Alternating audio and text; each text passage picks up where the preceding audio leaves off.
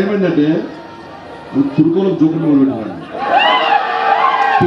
మొదలుపెట్టారు, పాకిస్తాన్ జోకులు మొదలు పెట్టారు.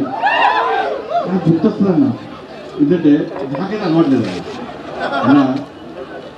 నేను నా ధర్మాన్ని కాపాడుతున్నాను, హిందూ సమాజాన్ని సమర్థన చేయడానికి కష్టపడుతున్నాను, హిందూ ఓట్ బ్యాంక్ సహాయం చేయడానికి కష్టపడతాను, ఇంకో మతాన్ని కిచ్చపరచాను.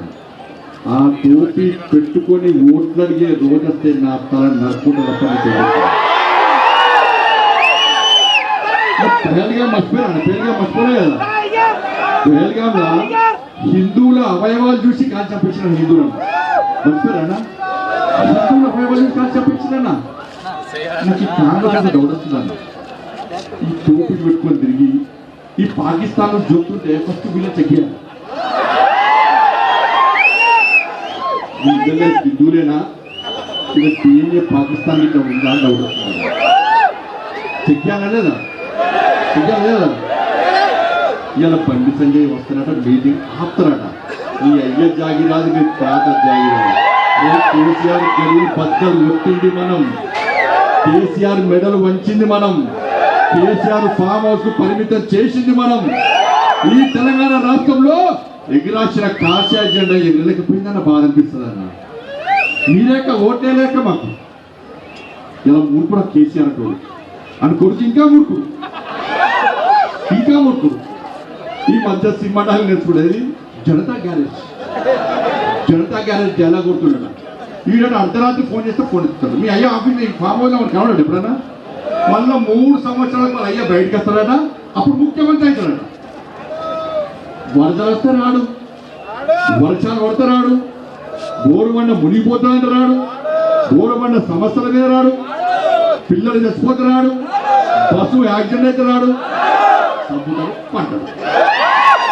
అప్పుడప్పుడు బయటకు వచ్చి యశోదాత్మలు పోతాను బతికే ఉన్నాయని చెప్పడానికి యశోదాత్మలు పోతాడు. అయినా ఇంకోటి సావని కోరుకోవడం మనం అనుకుంటావా? కేసీఆర్ సారం నిండు 100 ఏళ్ళు ఆయుర ఆరోగ్యాలతో ఉండాలి.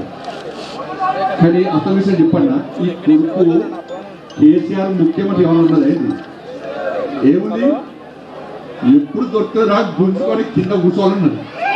అందుకే వాళ్ళ వావి వరుసలు చిన్న పెద్ద ముసలి ముఖ్యాన్ని తేలాలేదన్న. ఎంత ఇబ్బంది పెట్టినా మనం 109 కేసులు పెట్టినా మా మీద, ఒక్కొక్క జిల్లా అధ్యక్షుడు కేసులు పెట్టినా, కార్యకర్తలుగా నాటు చార్జ్ చేసినా. అరే బీఆర్ఎస్ పాలనలో రైతులు చచ్చిపోతే పోయింది మనమన్నా, విద్యార్థులు చచ్చిపోతే పోయింది మనమన్నా, నిరుద్యోగులు చచ్చిపోతే పోయింది మనమన్నా, ఉద్యోగులు ఆత్మహత్య చేసుకుంటే పరామర్శించింది, భరోసా ఇచ్చింది మనమన్నా, ఉపాధ్యాయులు చచ్చిపోతే పోయింది మనమన్నా. ఏ రోజు కేసీఆర్ రాలే, ఏ రోజు కేసీఆర్ కొడుకు రాలే.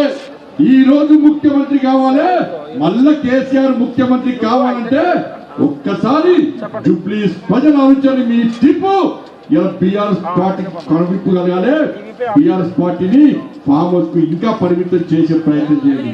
ఇలా కేటీఆర్ అనే వ్యక్తికి కేసీఆర్ ముఖ్యమంత్రి కావాలని లేదన్నా. ఎప్పుడు